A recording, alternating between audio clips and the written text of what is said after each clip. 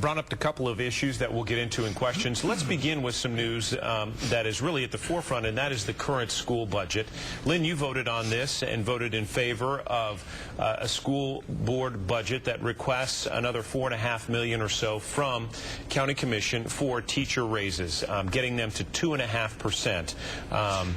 Lynn, let's start with your rationale for that and then move down the line and find out, number one, if you would have voted for that, and number two, if not, where you would have liked to see the budget go. Lynn?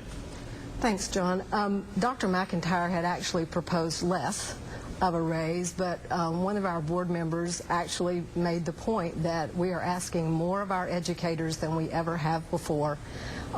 We competitively are nowhere near what our neighboring counties pay, and that since the governor did roll back his ability to fund a 2% raise, if we could do that and other counties around us are not, that will help us close that gap and help us be a little more competitive with our teacher pay. Because that gap in Alcoa and it's in Maryville, it's about $10,000 a year.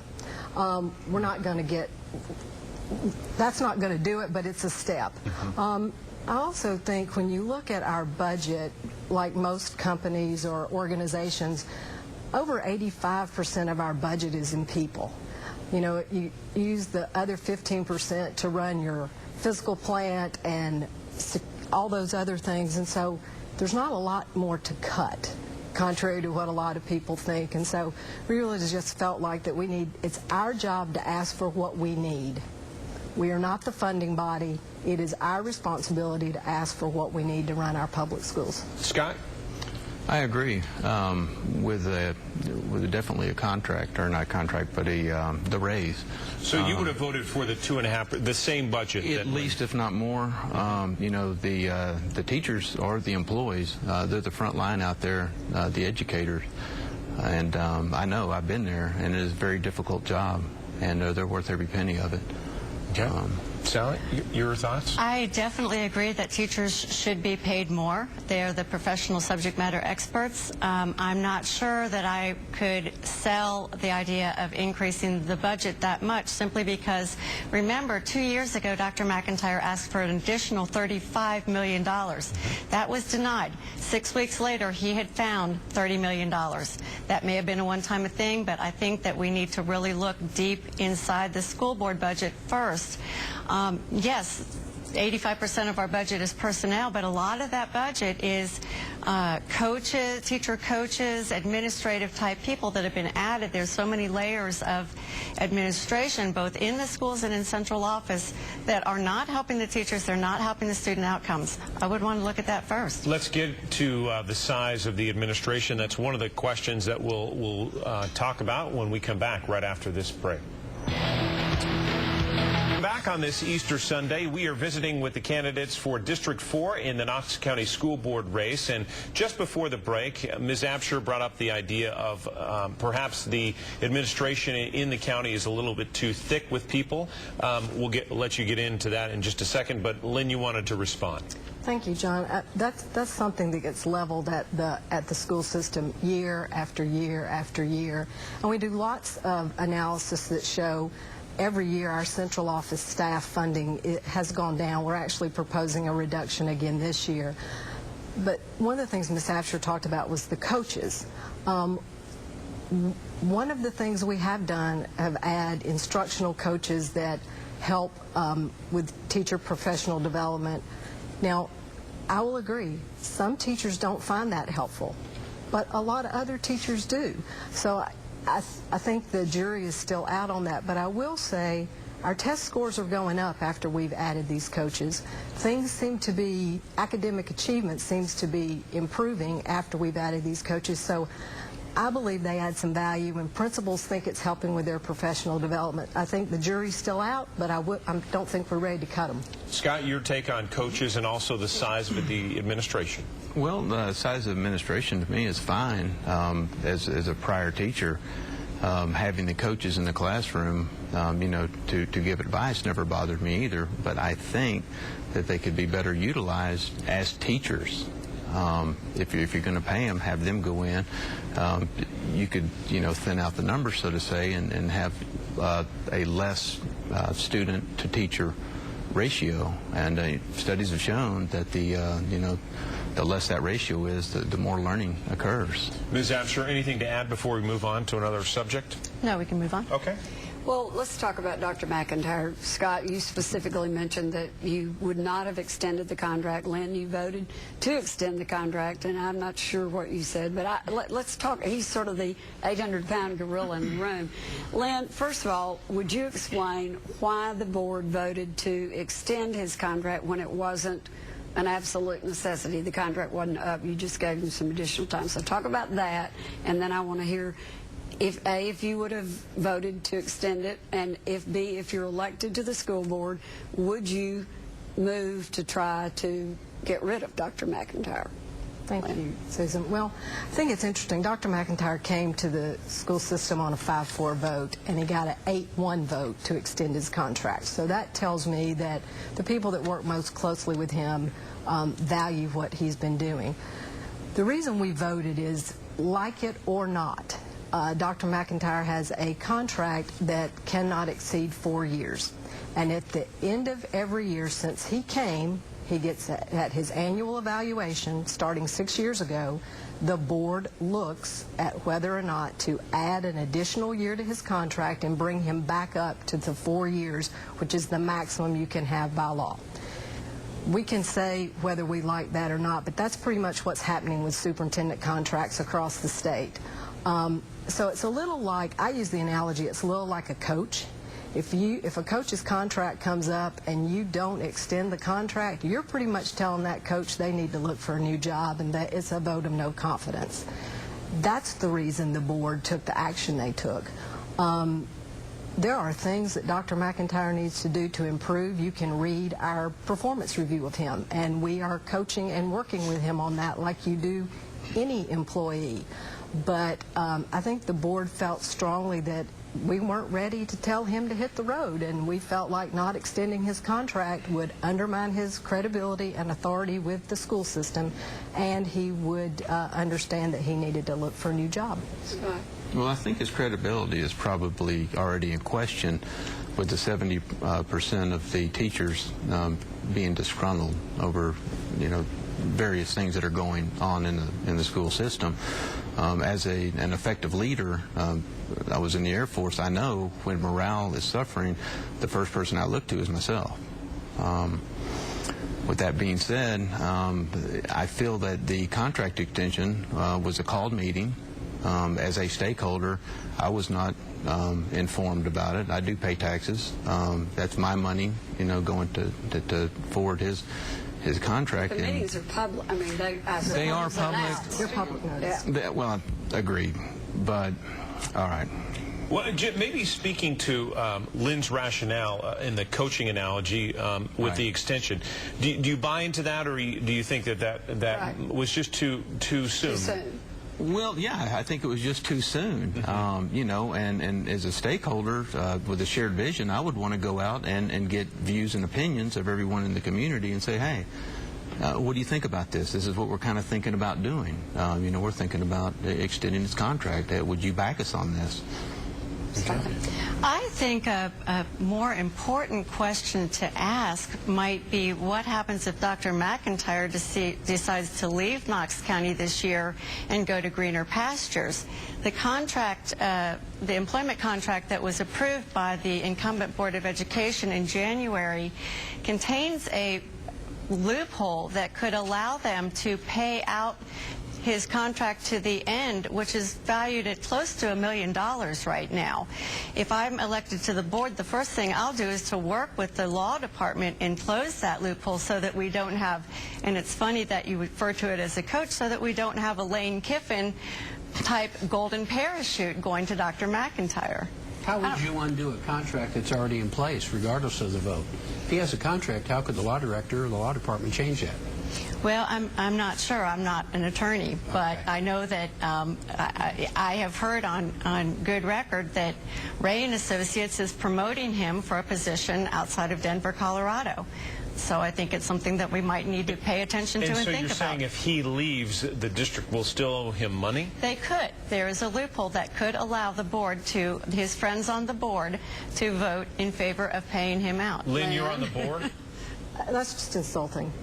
I'm sorry, it's insulting to think that that his friends on the board would give him $1 million if he chose to leave. He can be fired for cause and not get anything. He has to give us a certain amount of notice to leave, and I've Correct. never, if someone leaves to go to greener pastures, I don't believe you would see anyone on this board paying him to leave us. We're going to leave the discussion on that right there, but we're going to be back with more questions after this short break on this Easter Sunday. We're back on Inside Tennessee. Dennis Francis. Scott, you've got the plane. Tell me why you left teaching and what you're doing now. I left teaching because my wife gave me the opportunity to go back to flying. And I had an opportunity to open up a remote flight school. That fell through.